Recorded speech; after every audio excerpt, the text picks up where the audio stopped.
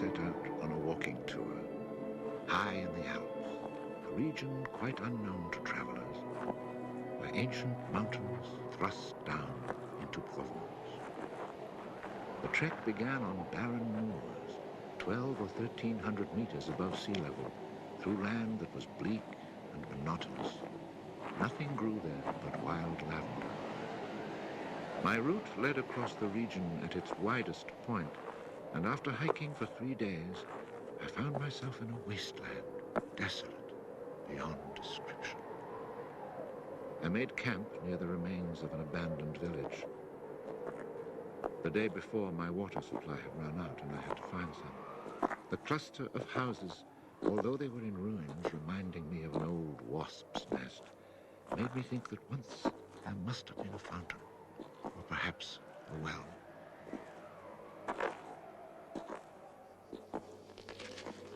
There was indeed a fountain, but it was dry.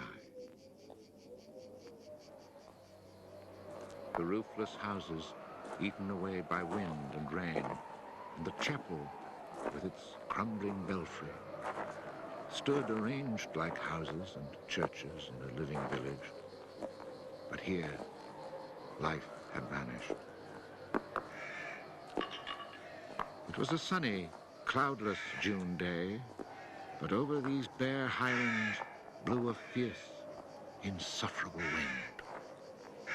Growling through the skeletons of the houses, it sounded like a wild beast disturbed while feeding on its prey. I had to move camp.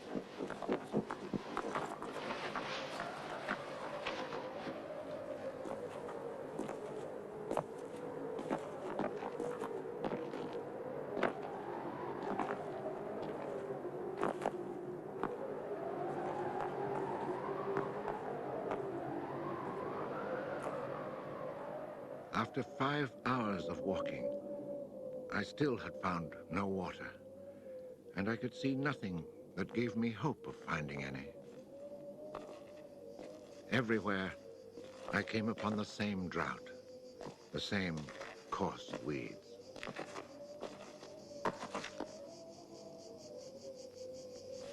In the distance, something caught my eye.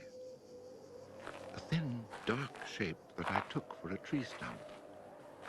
But just in case, I walked towards it.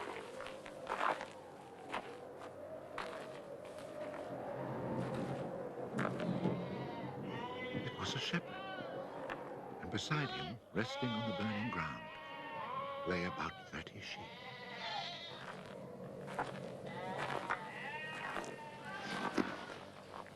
He let me drink from his gourd, and presently he led me to his sheepfold in a hollow in the plain. He drew water.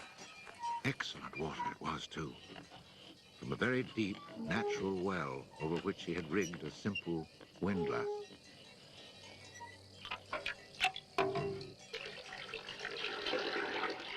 The man spoke very little, often the way with people who live alone, but he appeared sure of himself and confident in his assurance. It all seemed somehow strange in this barren land. He lived not in a hut, but in a real house, a stone house, whose walls clearly showed how his own labor had repaired the ruin it had once been. Its roof was solid and strong, and the wind on its tiles sounded like the sea upon the seashore. Inside, it was neat and tidy, dishes washed, floor swept, shotgun oiled. His soup simmered over the fire. And I noticed that he was freshly shaved, that all his buttons were firmly sewed on, and that his clothes were darned with that meticulous care which makes the mend invisible.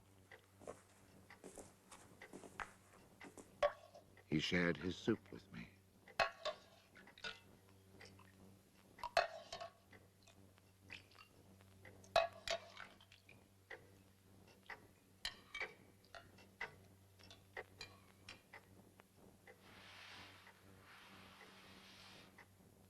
When I offered him my tobacco pouch, He told me he did not smoke. The dog, silent like his master, was friendly without fawning.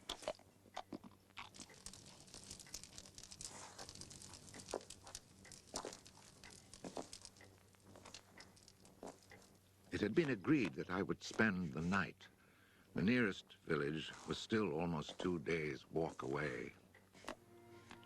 Villages in this region were few and far between, and I knew well what they were like. 4 or 5 of them were scattered over the slopes of these highlands, each one at the very end of a cart track among copses of white oaks. They were inhabited by charcoal burners. The living was poor, and families huddled together in a climate very harsh both in summer and winter found their struggle for survival made more bitter by their isolation. There was no relief. Their constant longing to escape became a crazy ambition. Endlessly the men carted their charcoal to town, then returned home. Even the most stable characters crack under the constant grind. The women seethed with resentment. There was rivalry in everything. The sale of charcoal and the church pew. They were rivals in virtue and rivals in vice. And the battle royal between vice and virtue raged incessantly. And always there was the wind. The ever-present wind constantly grating on the nerves. There were epidemics of suicide and many cases of madness, nearly always ending in murder.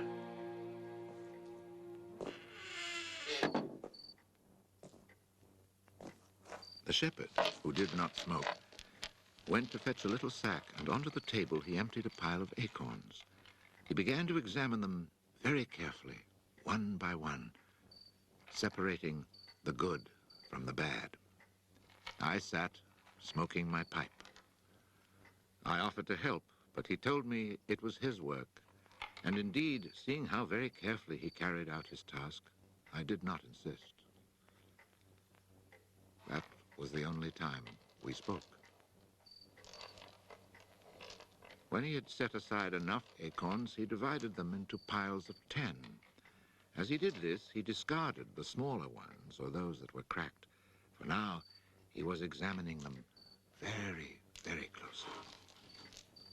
When finally there lay before him 100 perfect acorns, he stopped, and we went to our beds.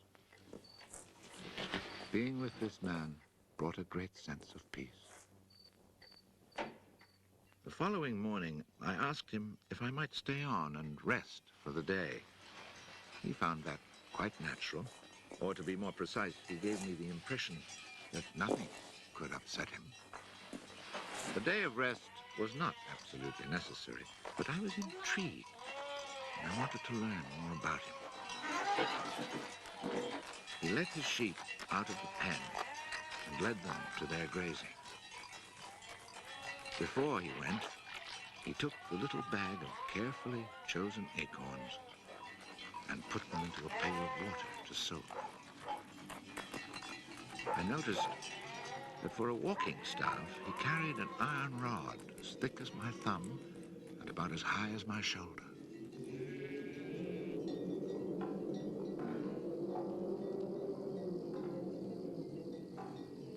Pretending to take a leisurely stroll, I followed him at a distance, but keeping on a parallel path with him. The pasture for his sheep was down in a dell. Leaving his dog in charge of the little flock, he began to climb towards me where I was standing. I feared he was coming to reproach me. Not at all. It happened to be on his way, and he invited me to go with him if I had nothing better to do. He was going a little farther on, to the top of the hill.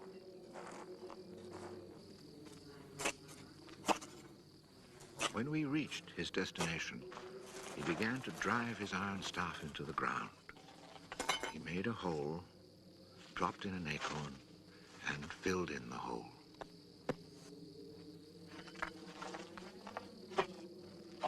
He was planting oak trees.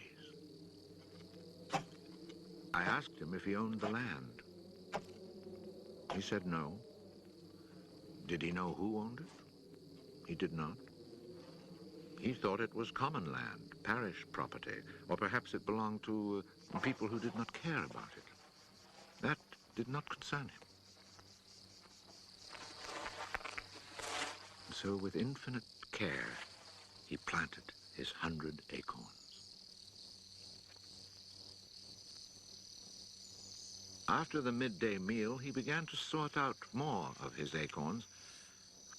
I suppose I must have been quite insistent with my questions, because he answered me. For 3 years, he had been planting trees in that desolate country. He had planted 100,000. Of the 100,000, 20,000 had come up. Of these, he still expected to lose half, either to rodents or to any of the unpredictable things which only Providence can account for. That left 10,000 oaks to grow on this tract of land where before there was nothing. It was then that I wondered about the man's age. He was clearly more than 50. 55, he told me. His name was Elzéard Bouffier. He had owned a farm down in the lowlands. It had been his life. He had lost his only son, and then his wife, and had withdrawn into this solitude where he was content to live quietly with his lambs and his dog. It was his opinion that the land was dying for lack of trees. He added that having nothing very important to do himself, he had resolved to remedy this state of affairs. I was young and only thought of the future as it affected me and my search for happiness. So I told him that in 30 years, those 10,000 oaks would be magnificent. He answered quite simply that if God granted him life, in 30 years he would have planted so many more that these 10,000 would be like a drop of water in the sea. Already he was studying the growth of beech trees and had a nursery full of seedlings grown from beech nuts. They're quite beautiful.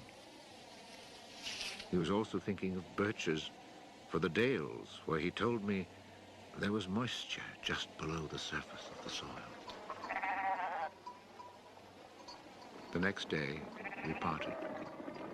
The following year came the First World War, in which I was engaged for 5 years.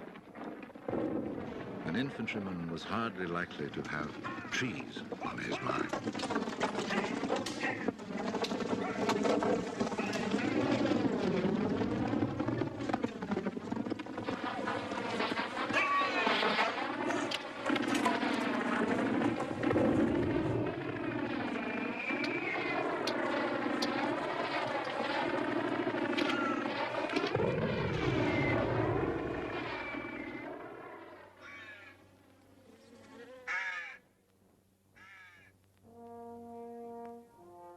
After demobilization, I found myself the possessor of a small gratuity and a great desire to breathe pure air.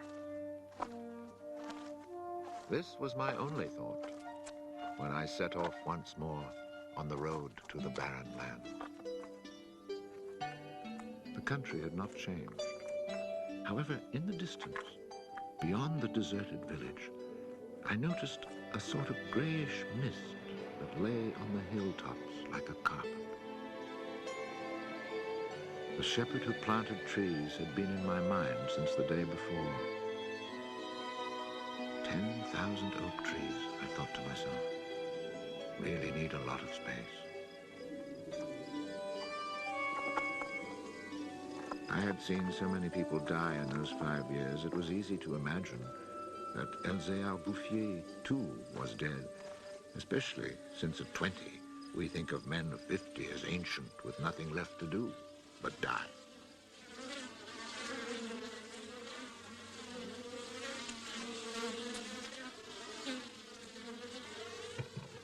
He was not dead.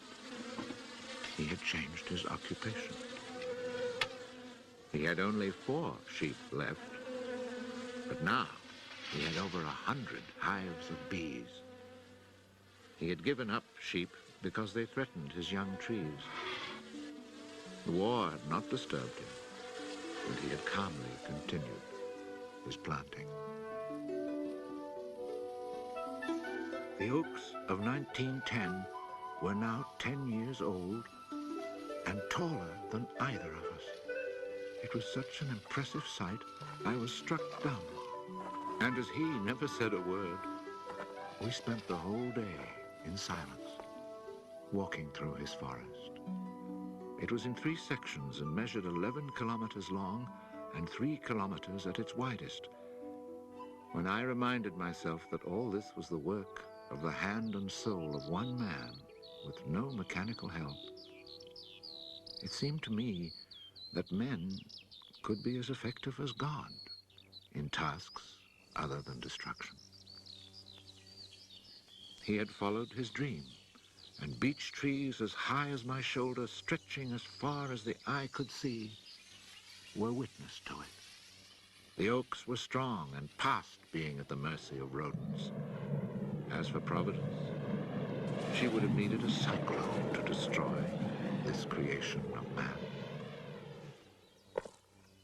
He showed me handsome groves of 5-year-old birches planted in 1915, the year I was fighting at the Battle of Verdun. He had set them out in all the hollows where he guessed, and rightly, there was moisture near the surface. They were like young children, tender yet firm and confident. And creation, it seemed, had just followed in a natural sequence. He hadn't worried about it. Resolutely, he had gone about his simple task. On the way down through the village, I saw streams flowing with water, which in living memory had always been dry. This was truly the most impressive effect of creation's natural cycle that I'd ever seen. Long ago, these brooks had been full of water. Among the miserable villages I mentioned before, some were built on sites of ancient Roman villages, and archaeologists digging in the ruins had found fish hooks, whereas in the 20th century, cisterns were needed to ensure even a modest supply of water. The wind had scattered seeds too, and as the water reappeared, so did willow trees, reeds, meadows, gardens, flowers, and a reason for living. But the change had come about so gradually that it was simply taken for granted. Of course, hunters who climbed these heights in search of hares and wild boar had noticed the sudden appearance of little trees, but had put it down to some caprice of nature. That is why no one had meddled with the work of the shepherd. If they had suspected it was man's work, they would have interfered. But who would even think of him? Who in the villages or among the authorities could ever have imagined such constant, magnificent generosity?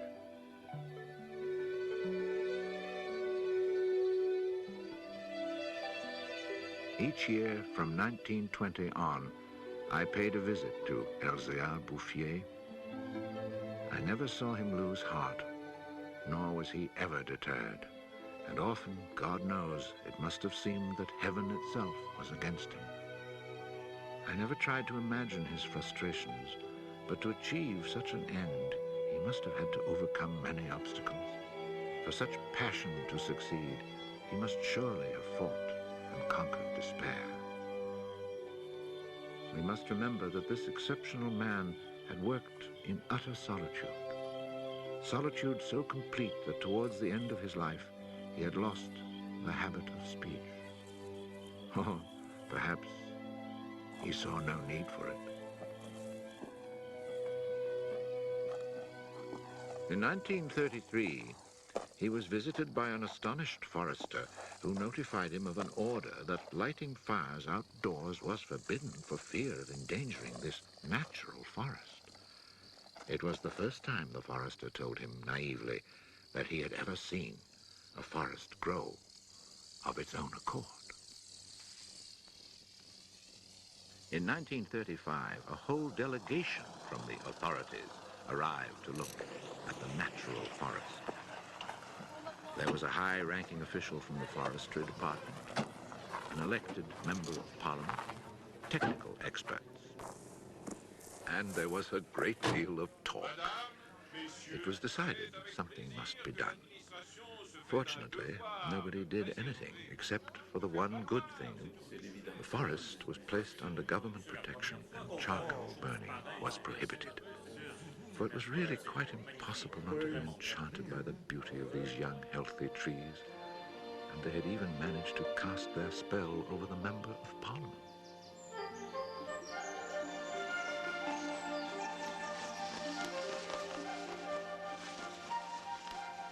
One of the senior foresters in the delegation was a friend of mine, and I explained the mystery to him. The following week, we both set out to find Elzéard Bouffier. He was hard at work, about 20 kilometers from where the official inspection had taken place. I was right about my friend the forester. He was able to appreciate all he saw. I offered the eggs I had brought as a present. We all shared our lunch and spent several hours in silent contemplation of the landscape. The slopes we had climbed on our way up were covered with tall trees 4 times our own height. I remembered how it had looked in 1913, desolate, but quiet, regular work, brisk mountain air, the simple life, and above all, peace of mind, had endowed this old man with almost awe-inspiring health. He was one of God's athletes. I wondered how many more hectares he would cover with trees. Before we took our leave, my friend made one small suggestion about the kinds of tree which seemed to suit the soil here. He did not press the point, for the simple reason, he told me afterwards, that this man knows more about it than I do. The idea must have been turning over in his mind, for after we had walked for an hour, he added, he knows more about it than anyone else in the world. He's found a perfect way to be happy. Thanks to this forester, not only the forest, but the happiness of Elzéard Bouffier were protected. The only serious danger to his work occurred during the Second World War. Cars being powered by wood-burning generators. There was never enough wood. So cutting was begun among the oaks of 1910, but they were so far from transportation routes that the whole enterprise proved financially unsound. It was abandoned.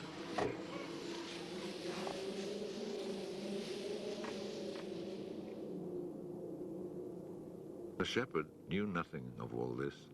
He was 30 kilometers away, quietly going about his business, ignoring the War of '39 just as he had ignored it in 1914. I saw Elzéard Bouffier for the last time in June 1945. He was then 87.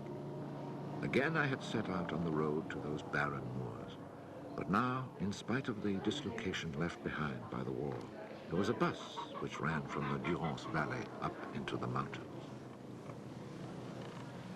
I decided it must be because of this relatively speedy means of transport that I could not recognize the places where my walks used to lead me. It took the name of a village to reassure me that I really was in that region that had once been desolate and abandoned.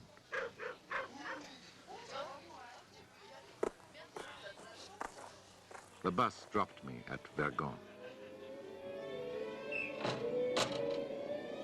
In 1913, this hamlet of no more than a dozen houses had 3 inhabitants, wild creatures who hated each other, who set snares to make a living. They were people without hope. Now everything was different, even the air itself.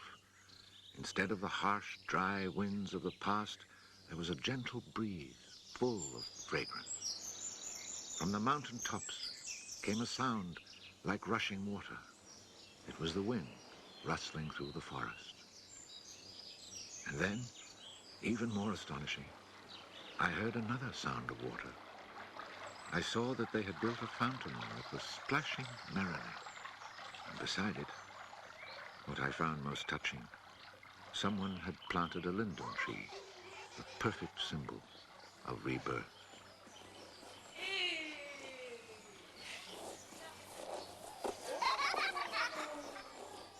Moreover, Verdun showed signs of the kind of labor that only hope can inspire. So hope had been restored. Ruins had been cleared and crumbling walls torn down. The new houses, freshly rough-cast, stood in kitchen gardens where flowers and vegetables grew in orderly confusion.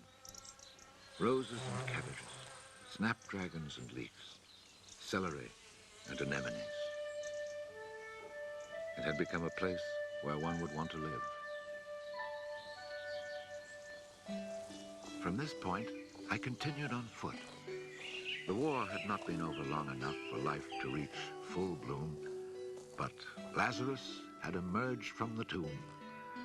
On the lower slopes of the mountain, I could see small fields of young barley and rye, and down in the narrow valleys, the meadows were green.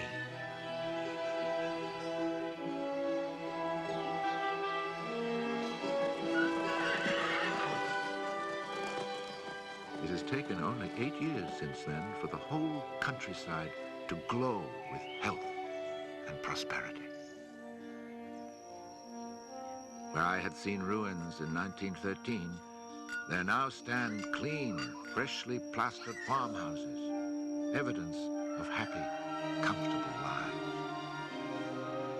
Dry springs fed by snows and rains, now conserved by the forest, have begun to flow again. In the maple groves, each farm has its fountain brimming over onto carpets of fresh mint. Bit by bit, the villages have been rebuilt. People have come to settle from down in the plains where land is expensive. They have brought youth, life, and the spirit of adventure. On the roads, one meets people glowing with health, and boys and girls laughing as they enjoy their rustic pleasures.